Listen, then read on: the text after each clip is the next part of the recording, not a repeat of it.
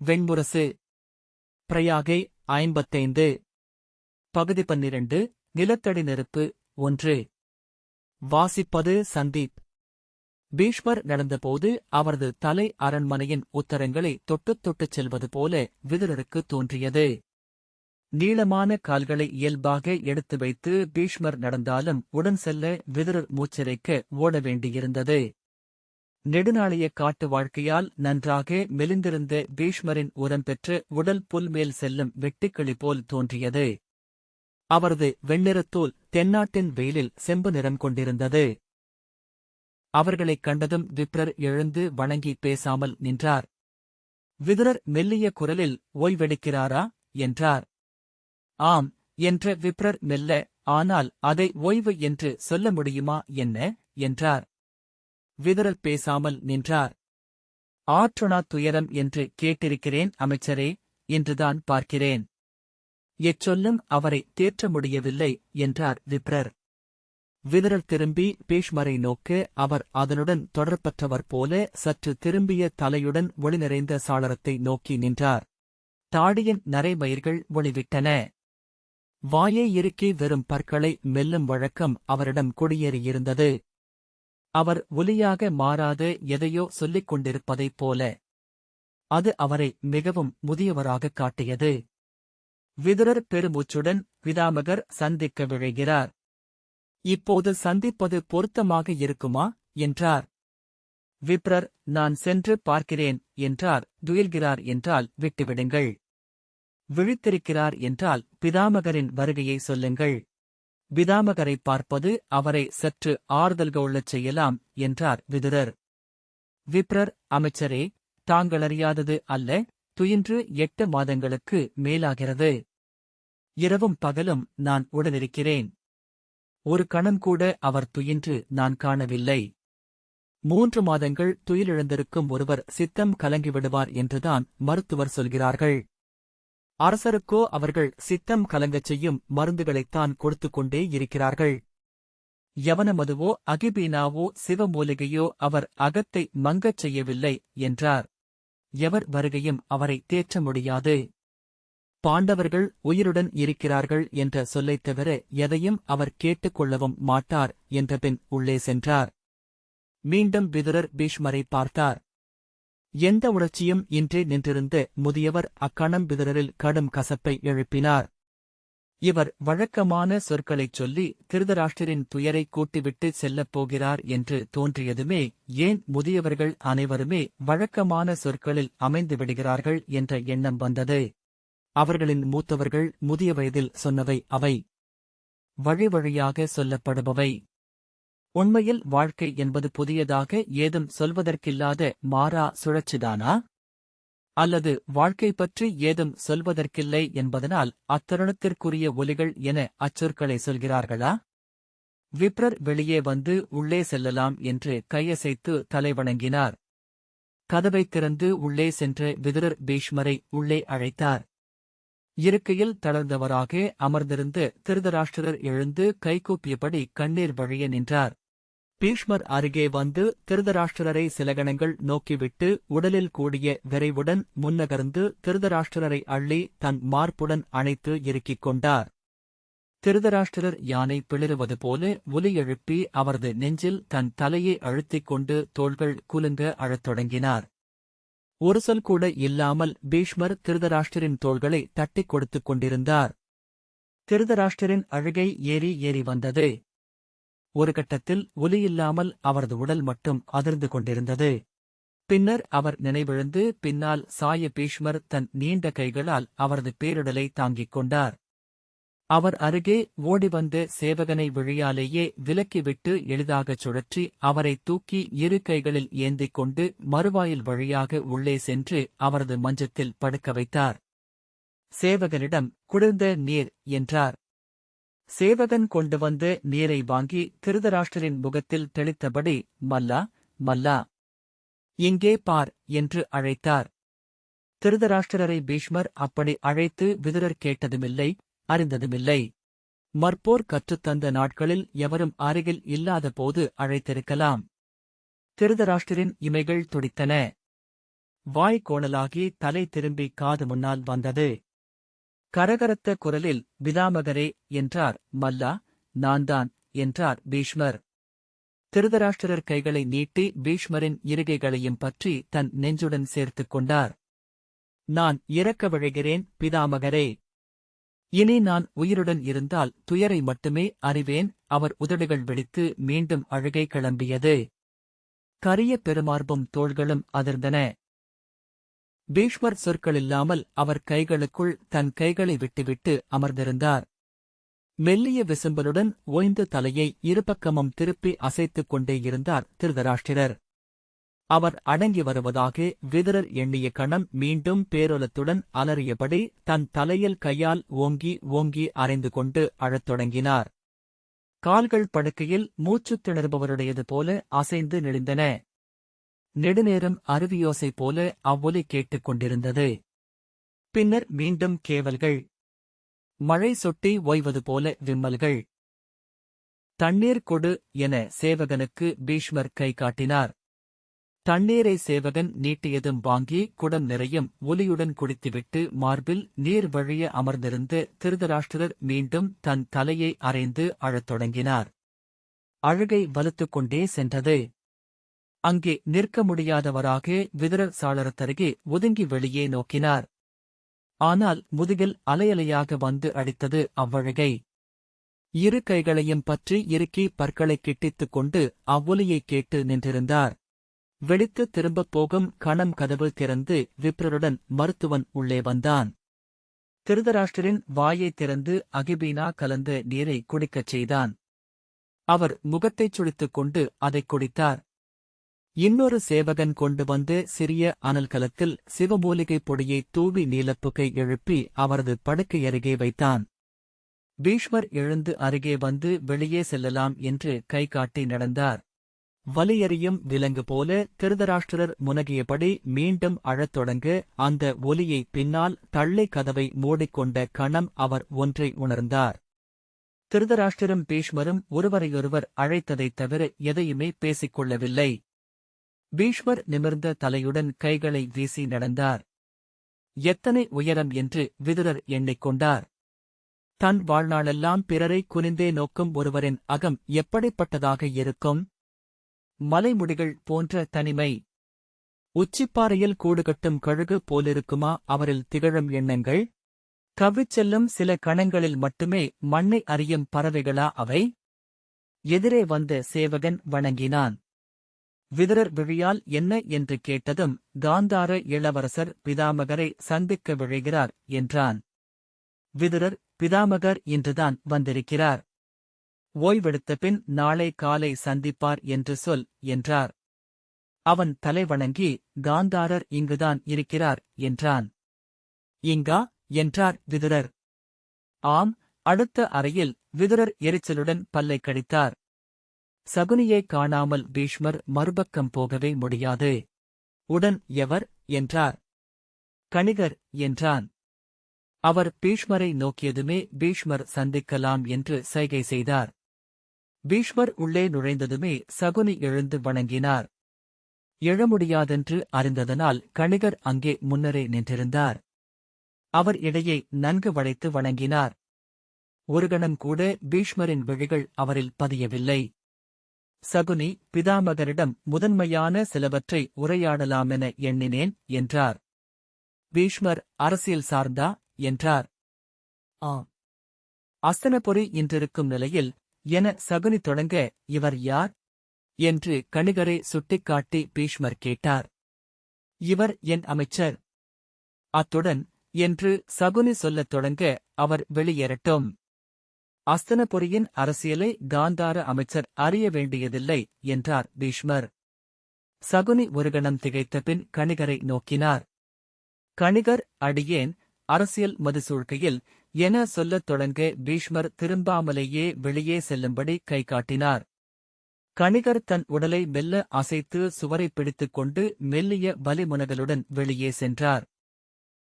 கணிகர் வெளியே சென்றதும் பீஷ்மர் அமர்ந்து கொண்டு, அஸ்தனபுரியின் செய்திகள் உங்கள் அமைச்சருக்கு தெரிய வேண்டியதில்லை. அது என் ஆணை என்றார். பணிகிறேன் பிதாமகரே என்றபடி சகுனி மெல்ல அமர்ந்து காலை நீட்டிக்கொண்டார். ஓநாய் கழித்த செய்தியை அறிந்தேன். புண் இன்னமுமா ஆறவில்லை என்றார் பீஷ்மர் கண்களிலும் முகத்திலும் குடியேறிய கனிவுடன். குனிந்து சகுனியின் கால்களை நோக்கி, வலி இருக்கிறதா என்றார். புண் ஆறிவிட்டது பிதாமகரே. ஆனால் நரம்புகள் சில அருந்துவிட்டன. அவை இணையவேயில்லை. எப்போதும் உள்ளே கடும் வலி இருந்து கொண்டிருக்கிறது என்றார் சகுனி. திராவிட நாட்டு மருத்துவர்கள் ஆற்றல் மிக்கவர்கள், எனக்கு சிலரைத் தெரியும் என்றார் பீஷ்மர். சகுனி, இவ்வலி நான் உயிருடன் இருப்பது வரை நீடிக்கும் என அறிந்துவிட்டேன் என்றார். பீஷ்மர், நான் பார்க்கிறேன் என்றார். சகுனி பேச்சை மாற்றும் பொருட்டு விதுரரை நோக்கிவிட்டு, பாண்டவர்களின் இறப்புச் செய்தியை அறிந்திருப்பீர்கள் என்றார். அந்த விழியசைவால் பீஷ்மரும் எண்ணம் மடைமாற்றப்பட்டார். ஆம், திராவிட நாட்டில் இருந்தேன். அங்கிருந்து கிளம்பி வந்தேன் என்றார். சகுனி குரலைத் தாழ்த்தி, அரசரை பார்த்திருப்பீர்கள். செய்தி வந்து 8 மாதமும் 12 நாட்களும் ஆகிறது. அச்செய்தியை அறிந்த நாளில் இருந்து அதே துயர் அப்படியே நீடிக்கிறது என்றார். பீஷ்மர், அவன் ஒரு வனவிலங்கு போல. அவற்றின் உணர்ச்சிகள் சொற்களால் ஆனவை அல்ல, ஆகவே அவை சொற்களையும் அறியாது என்றார். ஆனால் விலங்குகள் மறக்கக்கூடியவை. அவன் அகமோ அழிவற்ற அன்பு நிறைந்தது. அவர் இத்துயரைக் கடந்து உயிர் வாழமாட்டார் என்று அத்தனை மருத்துவர்களும் சொல்லிவிட்டனர் என்றார் சகுனி. இல்லை, அவனுடைய உடலாற்றலும் உயிராற்றலும் எல்லையற்றவை. எத்தனை கரைந்தெழுந்தாலும் அவன் பெருமளவு எஞ்சுவான் என்றார் பீஷ்மர். இன்னும் சில மாதங்கள் அவன் துயருடன் இருப்பான். அதன் பின் தேறுவான். ஆனால் ஒருபோதும் இத்துயரில் இருந்து மீளமாட்டான். எண்ணி எண்ணி அழுதபடியே எஞ்சியிருப்பான். தாடியை தடவியபடி இக்குடியின் மூத்தார் அனைவரும் திரண்டு உருவெடுத்தவன் அவன். ஆலயக் கருவறையில் அமர்ந்திருக்கும் பெருங்கற்சிலை என்றார். சகுனி தத்தளிக்கும் விழிகளால் விதுரரை நோக்கிவிட்டு, பிதாமகரே, நான் சொல்ல வருவது அதுவே. அரசர் இந்நிலையில் இருக்கிறார். சொல் என ஒன்று அவர் செவியில் நுழைவதில்லை. பட்டத்து இளவரசர் எரிகொள்ளப்பட்டார். அரசு இன்று கையறு நிலையில் இருக்கிறது. செய்தி வந்த அன்று இனி அஸ்தினபுரி எஞ்சாது என்று நானும் எண்ணினேன். ஆனால் சில நாட்களிலேயே நகர் எழுந்துவிட்டது. அரண்மனை மீண்டுவிட்டது. அவர்கள் அரசை எதிர்நோக்குகிறார்கள். அரசோ அதோ படுக்கையில் தீராத்துயருடன் செயலற்றிருக்கிறது என்றார். பின்னர் விதுரரை நோக்கி புன்னகைத்து, அமைச்சரின் மதுசூழ்கை இந்த நாட்டை மட்டுமல்ல பாரத வருஷத்தையே ஆள்வதற்கு போதுமானது என்பதை எவரும் அறிவார். சென்ற பல ஆண்டுகளாக இந்நாடு அவரது ஆணைகளால்தான் ஆளப்படுகிறது. ஆனால் இங்கிருக்கும் க்ஷத்திரியர் அந்த ஆணைகள் அரசரால் அளிக்கப்படுகிறது என நம்பியே அதை தலைக்கொண்டார்கள். மக்கள் அரசரின் சொல் இங்கே நின்றிருக்கிறது என ஏற்றுக்கொண்டிருந்தார்கள். அமைச்சரின் சொல் தன் சொல் என்று அரசர் எண்ணுவதை அனைவரும் அறிவர் என்றார். கண்கள் மெல்ல எடுங்க சகுனி, ஆனால் இன்று சொற்களை அரசர் கேட்கும் நிலையில் இல்லை என அனைவரும் அறிவார்கள். ஆணைகள் அரசருடையவை அல்ல என்ற பேச்சு இப்போதே வலுவாக இருக்கிறது. அது நாள் செல்லச் செல்ல வளரும் என்றே எண்ணுகிறேன் என்றார். இன்று பிதாமகர் வந்திருக்கிறார் என்ற செய்தியை அறிந்ததுமே நான் மகிழ்ந்தேன். அனைத்து இக்கட்டுகளும் அகன்றுவிட்டன. இத்தருணத்தில் முடிவெடுக்கும் ஆற்றலும் உரிமையும் கொண்டவர் நீங்கள். பீஷ்மர் தாடியை நீவியபடி தலை குனிந்து கேட்டுக் கொண்டிருந்தார். பிதாமகரே, நான் விளக்க வேண்டியிருக்காது. எங்கிருந்தாலும் செய்திகளை நீங்கள் அறிந்து கொண்டுதான் இருப்பீர்கள். யாதவ அரசியும் இளைய பாண்டவர்களும் சற்றே அத்து மீறிவிட்டனர். நாம் மகதத்தை சீண்டிவிட்டோம். மகதத்தின் 8 படைப்பிரிவுகள் நம் எல்லையை அழுத்திக் கொண்டிருக்கின்றன. கூர்தரத்தை தாக்கியது வழியாக மேற்கெல்லை நாடுகளனைத்தையும் பகைத்துக் கொண்டிருக்கிறோம். நாடு இன்றிருப்பது போல பகை சூழ்ந்த நிலையில் என்றும் இருந்ததில்லை, சகுனி சொன்னார். இப்போது தேவை வலுவான ஓர் அரசு. அதை தலைமை தாங்கி நடத்தும் போர்க்குணம் கொண்ட இளம் அரசன். பீஷ்மர் தலையசைத்தார். இனிமேல் நாம் எதற்காக காத்திருக்க வேண்டும்? துரியோதனன் மணிமுடியுடன் பிறந்தவன் என்றார் சகுனி. விதுரர், காந்தாரரே, முன்னரே தருமனுக்கும் துரியனுக்கும் இடையே முடிப்பூசல் இருந்தது நாடறியும். அவர்களின் இறப்புக்குப் பின் உடனே முடிசூடும்போது குடிகள் நடுவே ஒரு பேச்சு எழும் என்றார். ஆம், சிலர் சொல்லக்கூடும். ஆனால் பீஷ்மபிதாமகரே அம்மணிமுடியே சூட்டுவாரென்றால் எச்சொல்லும் எழாது என்றார் சகுனி. விதுரர் மேலும் சொல்ல முனைவதற்குள் பீஷ்மர் கையமர்த்தி, சௌபாலர் சொல்வது உண்மை. அரசரில்லை என்ற எண்ணம் குடிகளிடையே உருவாகலாகாது. அரசு என்பது ஒரு தோற்றமே, சுழலும் சக்கரத்தில் மையம் தோன்றுவது போல. சுழற்சி நிற்கலாகாது. மையம் அழிந்து சக்கரம் சிதறிவிடும் என்றார். சகுனியின் முகம் மலர்ந்தது. இன்னும் 4 மாதங்களில் பாண்டவர்களின் ஓராண்டு நீர்க்கடன்கள் முடிகின்றன. அதன் பின்னர் துரியோதனனே முடிசூடட்டும்.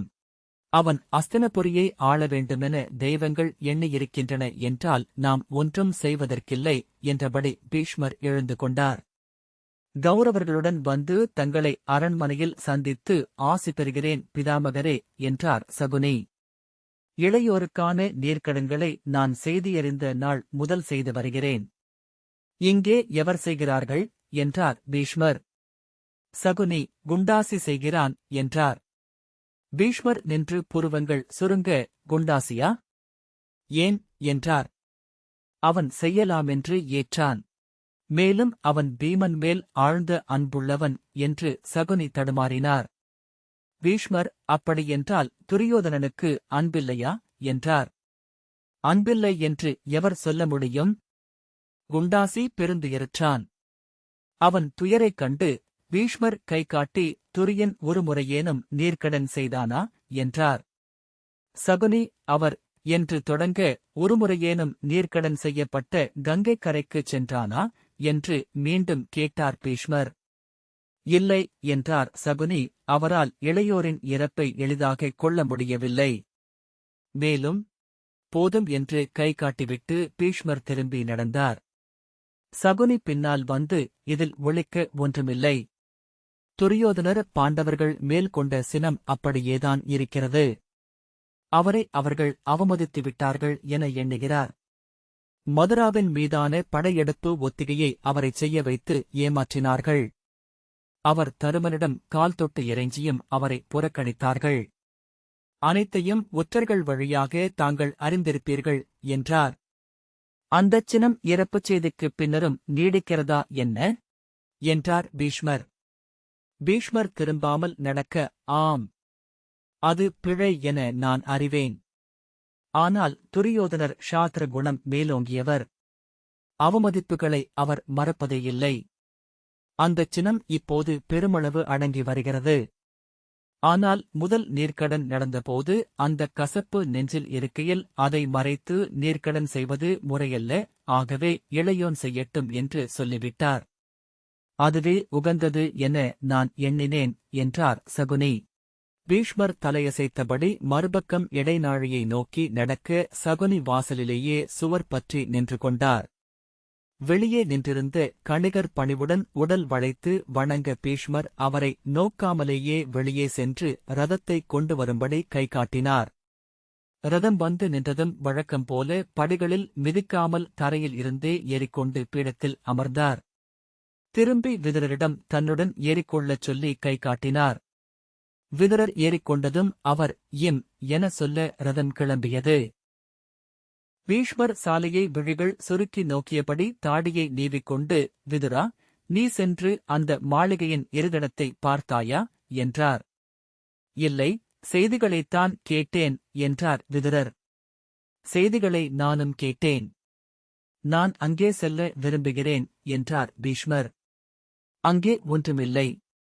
பலமுறை மழை பெய்து சாம்பல் முழுமையாகவே கரைந்துவிட்டது. எலும்புகளை கொண்டு வந்துவிட்டோம். அந்த இடத்தில் கொற்றவைக்கு ஓர் ஆலயம் அமைக்க சூத்ராகிகளை ஆண்டு முடிவென்று அனுப்பவிருக்கிறோம். இருதடம் இல்லை என்றாலும் அந்த இடத்தை நான் பார்க்க வேண்டும். அந்தச் சூழலை, அங்குள்ள மக்களை பீஷ்மர் தாடியை விட்டதும் அது பறக்கத் தொடங்கியது. துரியன் நீர்க்கடன்களை செய்ய மறுத்தான் என்றால் அது பகையால் அல்ல, பகை என்றால் அது அந்த இறப்புச் செய்தியைக் கேட்டதுமே கரைந்துவிடும். அந்நாள் வரை அப்பகையை அவன் தன்னுள் வைத்து வளர்த்திருப்பான். அந்த இடம் ஒழிந்து பெரும் வெறுமையே சூழும். எங்கும் பகைவரே அகம் உருகி நீத்தார் அஞ்சலி செய்கிறார்கள் என்றார் பீஷ்மர். துரியன் மறுத்தது குற்ற உணர்வால் இருக்கலாம். பிதாமகரே என்றார் விதுரர். நான் அதை கண்டுவிட்டேன் என உணர்ந்ததுமே சகுனி பதறிவிட்டான். உடனே நான் நிறைவு கொள்ளும்படி ஒரு தர்க்கத்தை உருவாக்கி சொன்னான். அந்த தர்க்கம் பழுதற்றது என்பதனாலேயே ஐயத்திற்கிடமானது என்றார் பீஷ்மர். காந்தாரன் நான் முன்பு கண்டவன் அல்ல, அவன் கண்கள் மாறிவிட்டன. அவன் உடலெங்கும் உள்ள கோணல் முகத்திலும் பார்வையிலும் வந்துவிட்டிருக்கிறது. அவனுக்குள் நானறிந்த சகுனி இல்லை. விதுரர் படபடப்புடன் தேரின் தூணை பிடித்துக் கொண்டார். பீஷ்மர் அவனிடமிருக்கும் விரும்பத்தகாத ஒன்று எது என்று எண்ணிப் பார்த்தேன். வெளியே கணிகரை மீண்டும் பார்த்ததுமே உணர்ந்தேன். அவரை முதலில் பார்த்ததுமே அறிந்து கொண்டேன். அவர் தூய தீமை உறைந்து உருவான ஆளுமை கொண்டவர்.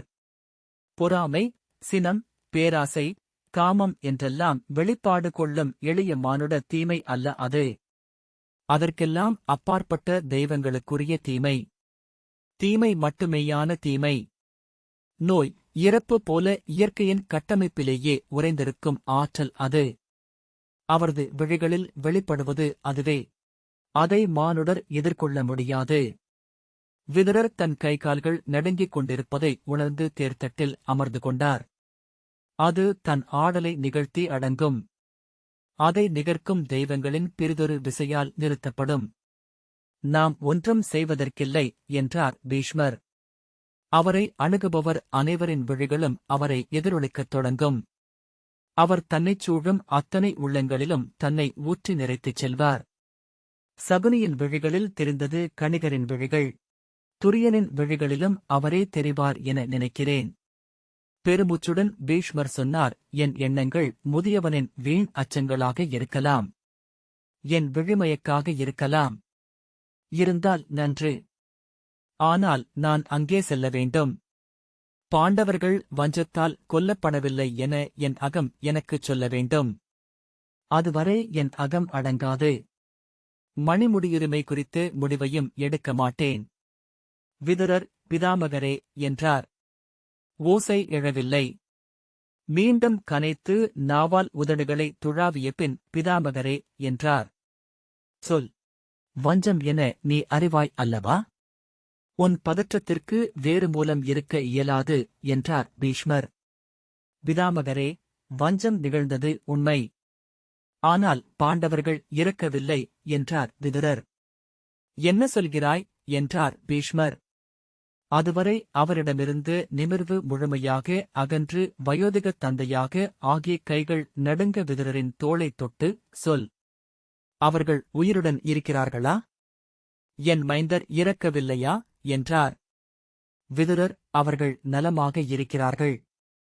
எங்கிருக்கிறார்கள் என்று தெரியாது. ஆனால் வாரணவதத்து மாளிகையில் இருந்து தப்பிவிட்டார்கள் என்றார். தெய்வங்களே என நடுங்கும் குரலில் கூவியபடி கண்களில் நீருடன் பீஷ்மர் கைகூப்பினார். பின்னர் மெல்ல விம்மியபடி அந்தக் கைகளால் தன் முகத்தை மூடிக்கொண்டார். மேலும் இருமுறை விசும்பி மூச்செழுத்த பின் அப்படியே அமர்ந்திருந்தார். அந்த மாற்றம் விதுரரை புன்னகை செய்ய வைத்தது. அவர் சொல்லச் சொல்ல முகத்தை நிமிர்த்தாமலே கேட்டுக் கொண்டிருந்தார் பீஷ்மர். இன்று அரசரின் கடுந்துயரைக் கண்டதும் சொல்லிவிடலாம் என்று என் அகம் எழுந்தது என்று விதுரர் சொன்னதுமே, சொல்லாதே. அவன் அறிந்தால் துரியோதனனை கொன்றுவிடுவான். ஐயமே இல்லை. நான் அவனை அறிவேன் என்றார் பீஷ்மர். ஆனால் இந்த துயர். இதில் அரசர் இறப்பாரென்றால் என விதுரர் சொல்ல, இறக்க மாட்டான். இருப்பான் என்றார் பீஷ்மர். பெருமூச்சுடன் தலையசைத்து, மாவீரர்கள் நெருப்பு போல, அவர்களை எங்கும் ஒளித்து வைக்க முடியாது. அவர்கள் இருக்கும் இடம் விரைவிலேயே தெரிந்துவிடும். அப்போது அவனும் அறிந்து கொள்ளட்டும் என்றார். வெண்முரசு அனைத்து விவாதங்களும். மகாபாரத அரசியல் பின்னணி வாசிப்புக்காக வெண்முரசு வாசகர் விவாதக் குழுமம். இந்த வாசிப்பை கேட்டதற்கு நன்றி.